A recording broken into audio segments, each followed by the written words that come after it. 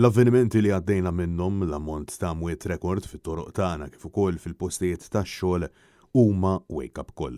Hekk iddeskriviet il-falliment fl-istituzzjonijiet il-Ministru Miriam Dalli dan wara illi fl-aħħar jiem The Shift News żvela li l-bini tal-fabrika tal-Amara li ġarra f'Kordin fil-bidu tax-xahar Tiġrif li sewa l-ħajja ta' żagħżugħ ta' 20 sena kienet jinbena illegalment fuq art tal-Gvern. Apparti minn hekk fl-aħħar ġimgħat sar magħruf ukoll kif il-Gvern ikkummissjona studju dwar il-vjolenza domestika minn esperti fil-qasam, studju illi sewa 20,000 euro. Studju illi tar rakkomandazzjonijiet dwar x'għandu jitranġa biex jitjib is-servizz li jingħata lil vittmi ta' vjolenza domestika, studju illi baqa' fuq l-ixkaffa l-aktar minn sena, studju illi wara illi tlesta jistenna li jiġi ppubblikat laħqu mietu żewġ persuni kawża ta' vjolenza domestika. Dan fil-waqt li sfortunatament matul din is-sena pajjiżna reġistra 25 fatalità f'inċidenti ta' traffiku. Ammont li jiexet il-falliment assolut ta' Road Safety Strategy illi nieda Gvern Laburista stess lura fl-2014. Meta, suppost, kellhom jitnaqsu l-imwiet fit-toroq bin-nofs. Minflok, wara inqas minn 10 snin, dawn aktar milli rdupjaw. Il-ġimgħa filgħodu Net News staqsa lill-membru fil-kabinett ta' Roberta Bela, il-Ministru Miriam Dalli, jekk taħsibx illi l-istituzzjonijiet fallew.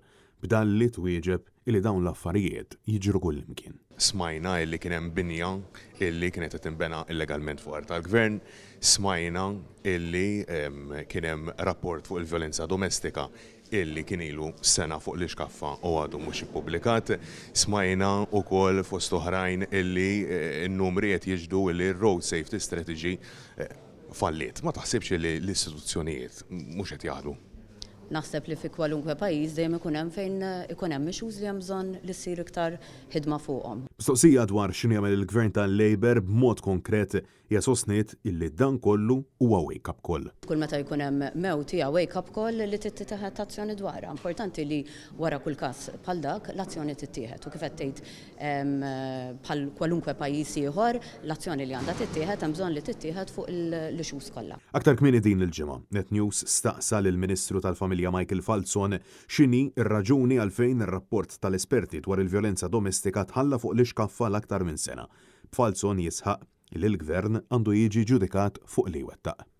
Ara, ir-rapport huwa rapport. Nista' nagħmel rapporti kemm irrid. X'nagħmel hemm barra jgħod imma tajjeb.